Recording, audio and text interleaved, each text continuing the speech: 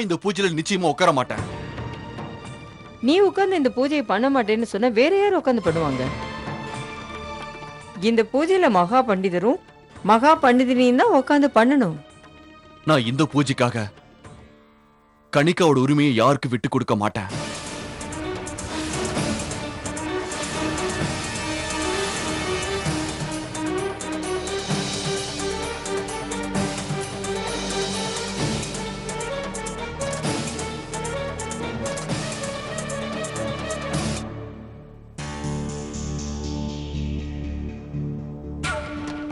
அது என்னன்னா, அபே மாப்பிள்ள எங்க அம்மாவோட எந்த பேச்சையும் மறுக்க மாட்டாரு.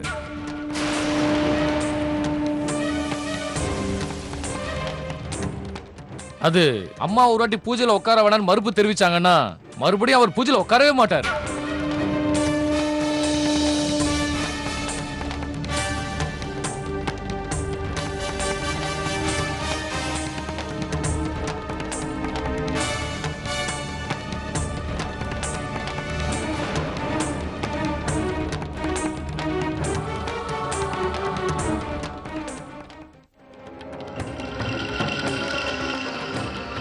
ஒரு விஷயம் எனக்கு புரியவே மாட்டேங்குது. அவருக்கு நான் எப்படி எடுத்து சொல்லி புரிய வைக்கிறதுன்னு எனக்கு தெரியல. இந்த பூஜை முக்கியமான பூஜை. இந்த பூஜையை நிச்சயமா அவர் உட்காந்து பண்ணியே ஆகணும். நீங்க எப்படிமா அவங்கள புரிய வைப்பீங்க? அவங்க உங்க பேச்ச கேட்டாதானே அது நடக்கும். அதுதான் என்னன்னு புரியாம நான் யோசிச்சுட்டு நிக்கிறேன். மாப்பிள்ளை தம்பி இது வரைக்கும் நான் சொல்லி ஒரு வார்த்தை கூட மீறினதே இல்லை. இன்னைக்கு அவர் ஏன் பேச்ச கூட மதிக்கவே இல்லை.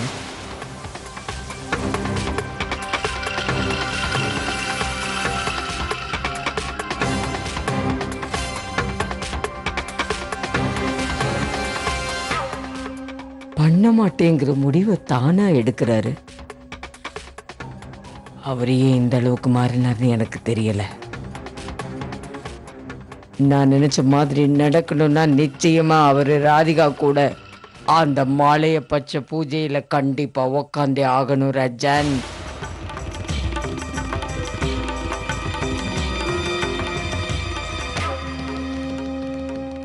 என்ன ரொம்ப சந்தோஷமா வரீங்க கன்னிகாராணி? மாப்பிள்ளை தம்பி பூஜைக்கு போக மாட்டேன்னு சொன்ன உடனே எங்கேருந்தோ உனக்குள்ள சந்தோஷம் வந்து கூடி கொண்டுடுச்சு இல்ல? எனக்கு இது சந்தோஷப்படுற விஷயமா? என் புருஷன் ராதிகா விட்டு தள்ளி இருக்கணும்னு நினைக்கிறாரு. ஏ குட்டிமா, முதல்ல நீ உன்னோட இந்த நாடகத்தை நிறுத்து. எனக்கு மட்டும் இல்ல, இவங்க எல்லாருக்குமே தெரியும் அவன் அவையும் கிடையாது, உன் புருஷனு கிடையாதுன்றது.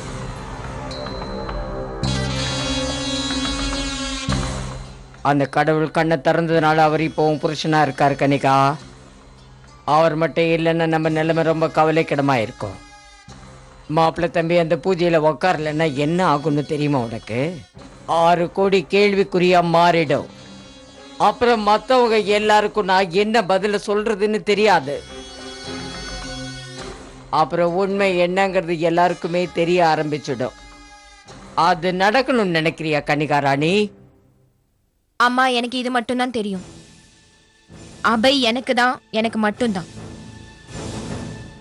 நான் என்னைக்குமே ராதிகாவை அவர் பக்கத்துல நெருங்க விட மாட்டேன்.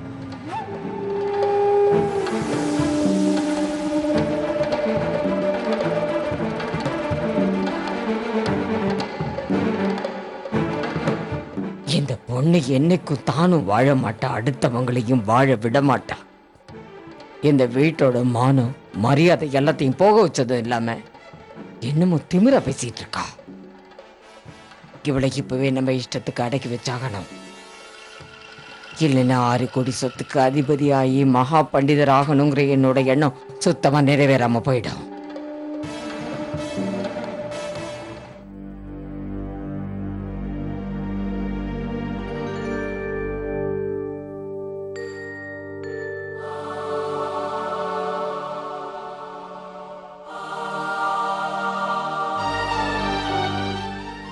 எங்க கிளம்புறீங்க? என்னோட மனைவியை பார்க்க. உங்க மனைவி கூட எப்பவும் இருக்கணும்னு நினைச்சிட்டு இருக்கும்போது இப்ப எதுக்காக நீங்க இங்க இருக்கீங்க?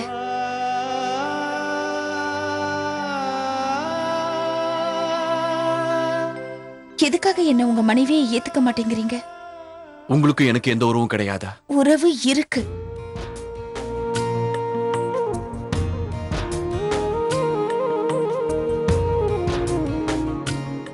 நம்ம உறவு அந்த அளவுக்கு பவித்திரமா இருக்கிறதுனால தான் நீங்க உங்களையே மீறி என்ன தேடி வரீங்க. உங்களையே அறியாம உங்க கண்கள் என்னையே தேடுது.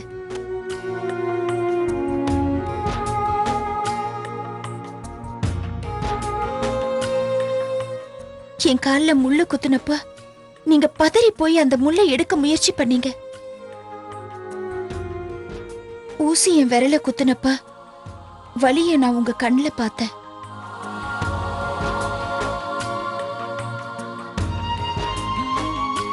ஒருவேளை நம்ம 2 பேருக்குள்ள உறவு எதுவும் இல்லைங்கிறப்போ எதுக்காக இப்படியெல்லாம் நடக்கணும்?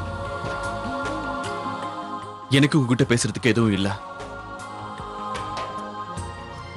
உங்களை தடுக்கிறதுக்கு மாத்தாராம் எவ்வளவோ முயற்சி பண்ணாங்க. ஆனா முதல் முறையா நீங்க அவங்க பேச்சைய மீறி எனக்கு உதவ வந்தீங்க.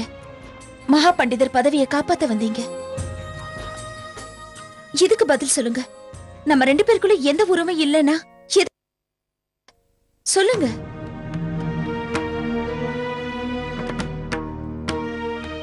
இது வரைக்கும் நடந்ததுக்கு காரணம் என்னோட தவறுதான். நான் அந்த தவறு திரும்பவும் செய்ய விரும்பல. உங்களுக்கு எல்லாமே தெரியும். ஆனா திரும்ப திரும்ப அதை தப்புன்னு சொல்லி நீங்க தப்பிக்க பாக்குறீங்க. உங்களுக்கு எதுவுமே தெரியலனா அன்னைக்கு மட்டும் எப்படி சரியா உங்க அப்பாவோட படத்தை அடையாளம் காட்ட முடிஞ்சது? நீங்க ஒரு மகா பண்டிதர் இல்லனா அன்னைக்கு மட்டும் எப்படி உங்க வாயிலிருந்து அப்படி ஒரு மந்திரம் வந்தது? அந்த மந்திரத்தை ஒரு மகா பண்டிதரால மட்டும்தான் சொல்ல முடியும்.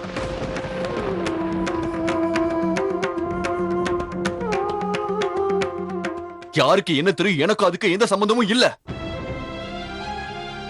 எனக்கு இது மட்டும் தான் ஞாபகம் இருக்கு. என்னுடைய மனைவி கணிக்கா. அதுக்கு மேல எதையும் தெரிஞ்சுக்க எனக்கு விருப்பம் இல்ல. உங்க வாய் தான் பொய்ன்னு சொல்லுதே தவிர உங்க மனசு சத்தியமா இதை ஏத்துக்கல. கணிகா தான் உங்க மனைவிங்கிறது உண்மைனா அப்புறம் எப்படி அன்னைக்கு ராத்திரி என் பக்கத்துல நெருங்கி வரத்துக்கு உங்க மனசு உங்களுக்கு அனுமதி கொடுத்துச்சு?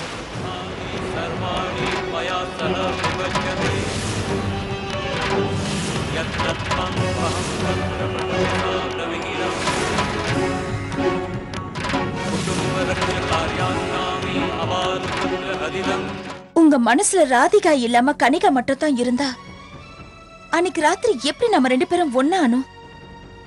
என்ன தொடர்றதுக்கு உங்க மனசு எப்படி உங்களுக்கு அனுமதி கொடுத்துச்சு? உங்க மனசுல கை வச்சு கேட்டு பாருங்க. அன்னைக்கு ராத்திரி யாரோ ஒரு பொண்ணு கூட இருந்த மாதிரி இருந்துச்சா, இல்ல உங்க மனைவி கூட இருந்த மாதிரி இருந்துச்சா?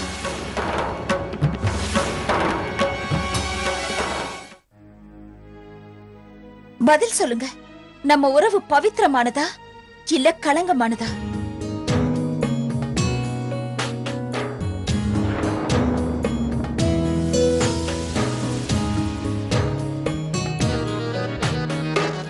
உங்களோட இந்த அமைதிக்கு என்ன காரணம்னு உங்களுக்கு தெரியலையா? நீங்க தான் என்னோட புருஷன். நாம 2 பேரும் கடவுளால இணைக்கப்பட்டவர்கள். நம்ம உறவு பவித்திரமான. இல்ல, நீங்க என் மனைவி கிடையாது.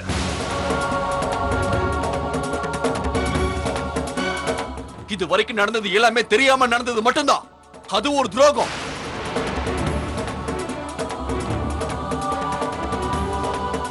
அதுவும் இல்லாம அந்த துரோகம் என்னோட மனைவிக்கு நான் செஞ்சத.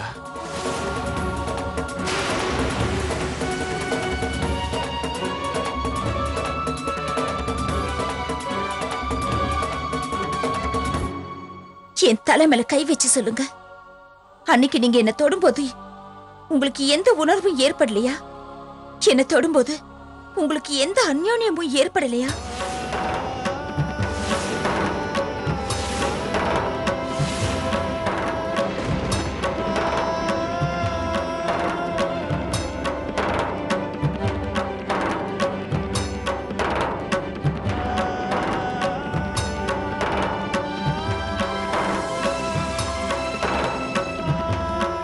சொல்லுங்க, உங்களுக்கு எனக்கும் எந்த அந்யோன்யமும் இல்ல?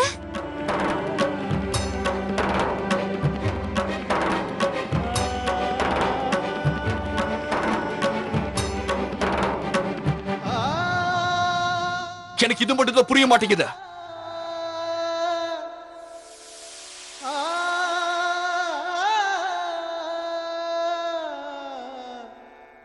எனக்கு இது மட்டும் சுத்தமா புரியல. நீங்க என் முன்னால வரும்போது எனக்குள்ள என்ன ஆகுதுன்னு எனக்கு புரியவே மாட்டேங்குது.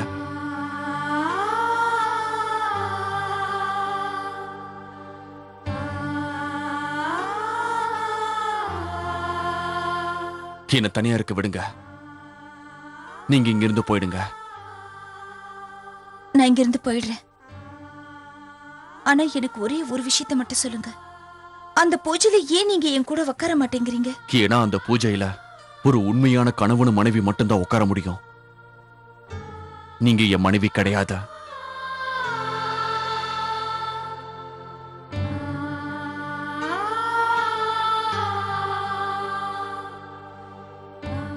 கனிகா தான் உங்க மனைவிங்கிறீங்க. அவங்களுக்கு எந்த துரோகமும் செய்ய மாட்டேங்கிறீங்க.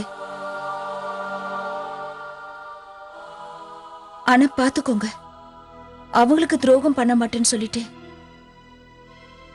எனக்கு நீங்க துரோகம் பண்ணிட்டு இருக்கீங்க.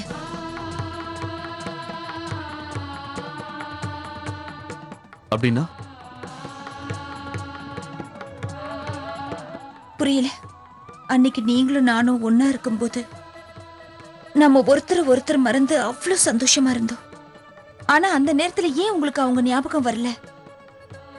ஏன்னா உண்மை எதுவோ அதுதான் அப்ப நடந்தது.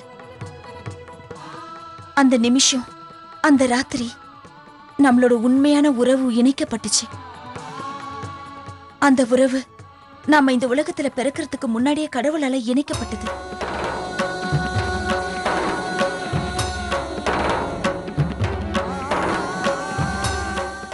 நம்மளோட அந்த உறவு பவித்திரமானதுன்னு நீங்க நினைச்சீங்கன்னா நாளைக்கு என் கூட பூஜையில உட்கார்றதுக்கு தயவு செஞ்சு மறுக்காதீங்க.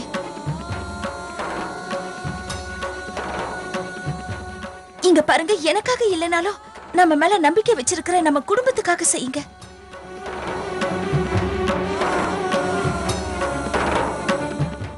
எங்க என் கண்ணை பார்த்து சொல்லுங்க, உங்களுக்கு என் கூட வாழணும்னு தோணவே இல்லை? நம்ம ரெண்டு பேருக்கும் நடுவுல இருக்கிற உறவு பவித்திரமானது இல்லைன்னு சொல்லுங்க.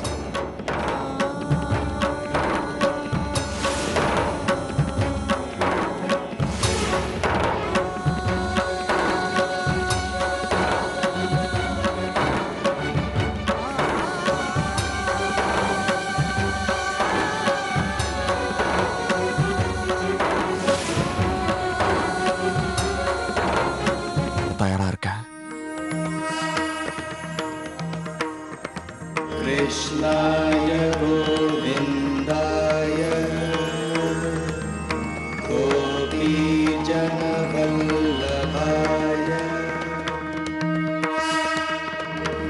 कृष्णाय गोविन्दाय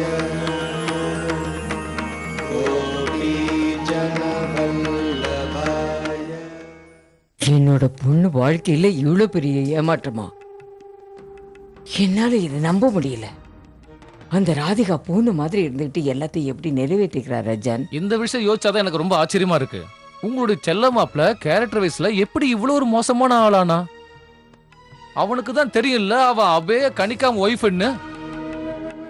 அப்புறம் எதுக்காக அவன் ராதிகா கூட ராத்திரியெல்லாம் இருந்தான்? ராதிகா கூட இருந்தது நம்ம மாப்பிள்ளை தம்பி இல்ல.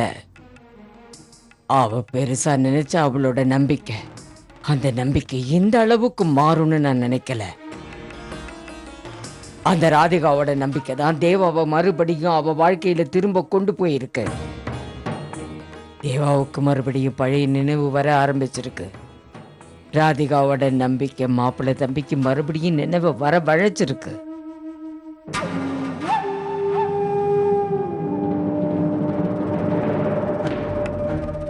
இப்போ இங்கே நடக்கிறதெல்லாம் பார்க்கும்போது எனக்கு நல்லா இல்லை. என் மூளையே குழம்பி போயிடும் போல இருக்கு.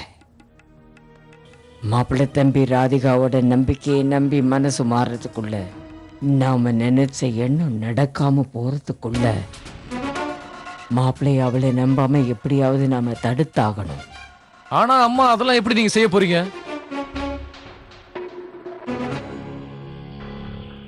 நான் உனக்கு அம்மாடா ரஜன். நான் இப்ப என்ன சொல்றேனோ அதை கொஞ்சம் கவனமா கேளு.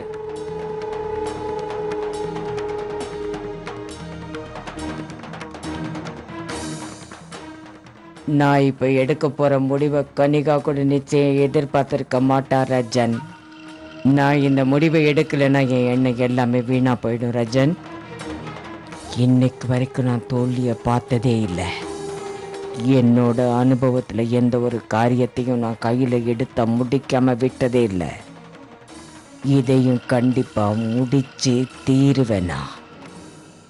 நீங்க இந்த போறஜன், நான் கொஞ்சம் தனிமையில யோசிக்கணும். சரி,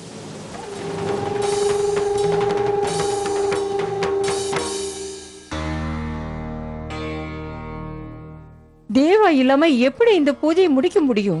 நம்ம பையனாலேயே நம்ம பரம்பரை விதியெல்லாம் இப்படி கெட்டு போக போகுது. நாம என்ன, நம்மளால ஒண்ணுமே பண்ண முடியலையே. இல்லம்மா, நம்ம குடும்பத்தோட கௌரவத்துக்கு என்னைக்கும் கலங்க ஏற்படாது. என்ன சொல்ல வர ராதிகா? என்ன நீ சொல்றீங்க? தேவா இந்த பூஜைக்கு உட்காரத்துக்கு சம்மதம் சொல்லிட்டாரா?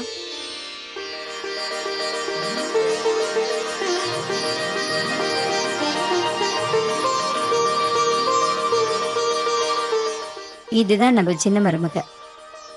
இந்த தடவையும் அவ நம்மளோட குடும்ப கௌரவத்தை காப்பாத்திட்டா. சபாஷ் கண்ணு. நான் இல்லம்மா, அவர்தான் நம்ம குடும்ப கௌரவத்தை காப்பாத்திருக்காரு. தலைக்குனிவு ஏற்படாம பாத்துக்கிறேங்கிறாரு. பாட்டிமா, நம்ம குடும்ப கௌரவத்துக்கு எடுக்கிற மாதிரி கண்டிப்பா அவர் எந்த வேலையும் செய்ய மாட்டாரு பாட்டிமா. இப்போ எனக்கு ரொம்ப சந்தோஷமா இருக்குமா, சந்தோஷமா இருக்கு. வைஷாலி அம்மா, இப்பதான் எல்லாம் சரியாயிடுச்சுல. சீக்கிரமா போய் பூஜைக்கு எல்லாத்தையும் ஏற்பாடு பண்ண. இப்ப 5 வருஷத்துக்கு அப்புறம் ராதிகாவும் தேவாவும் ஒன்னா உட்காந்து பூஜை பண்ண போறாங்க. எந்த குறையும் இருக்க கூடாது, புரியுதா? போங்க போங்க, சீக்கிரமா போய் பூஜைக்கு எல்லாத்தையும் ஏற்பாடு பண்ணுங்க. வாங்க போங்க. போலாம். வாங்க. வாங்க வாங்க வாங்க. ம்.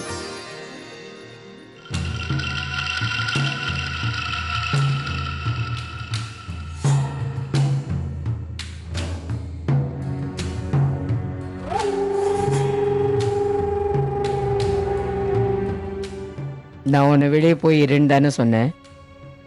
ஏன் உள்ள வந்த ரஜன்?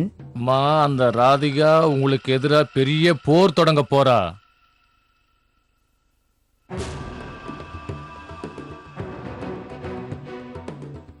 என்ன வளர ரஜன், நேரடியா விஷயத்துக்கு வா. நல்லா கேட்டுக்கங்கம்மா. வெளியில அந்த ராதிகா சொல்லிக்கிட்டு இருக்கா, அந்த அபய மாப்பிள்ளை பூஜையில உட்கார வைக்க சம்மதிக்க வச்சுட்டாலாம். அது மட்டும் இல்லாம அவங்க என்ன சொன்னா தெரியுமா? தேவா கார்த்தியாயினி தேவியோட பேச்சை கேட்கிறாரோ இல்லையோ, கண்டிப்பா என் பேச்சை கேட்காம இருக்க மாட்டான்னு சொல்றா.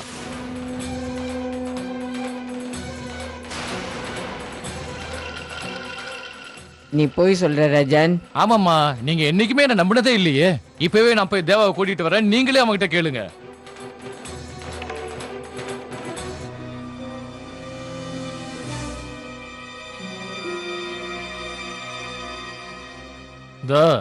அவரே வந்துட்டாரு. உங்களுக்கு ஆயுசு 100 தான் மாப்ள. வாழ்க்கை முழுக்க என் ரத்தத்தை குடிச்சுக்கிட்டே இரு. என்ன விஷயம் மாப்பிள்ள தம்பி? மாதாராம்ஜி, நான் ரொம்ப யோசிச்சதுக்கு அப்புறம் இந்த முடிவுக்கு வந்திருக்கேன். நான் இந்த பூஜையில உட்காரலான்னு முடிவு பண்ணிருக்கேன்.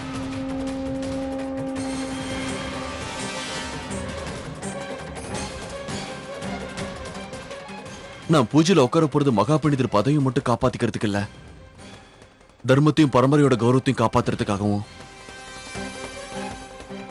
நீங்க ரொம்ப நல்ல முடிவுக்கு தான் வந்திருக்கீங்க மாப்பிள்ள தம்பி. உங்களோட இந்த முடிவால தர்மம் மட்டும் காப்பாற்றப்படலை, மகா பண்டிதர் பதவி மட்டும் காப்பாற்றப்படலை, நம்ம மானமும் காப்பாற்றப்பட்டிருக்கு.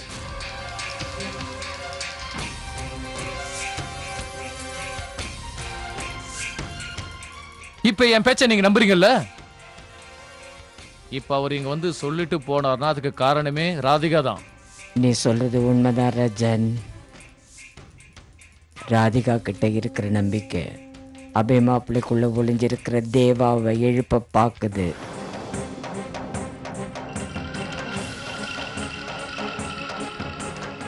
ஆனா நான் அபே மாப்பிள்ளைக்குள்ள இருக்கிற தேவாவை நிச்சயமா வெளியில வர விட மாட்டேன்.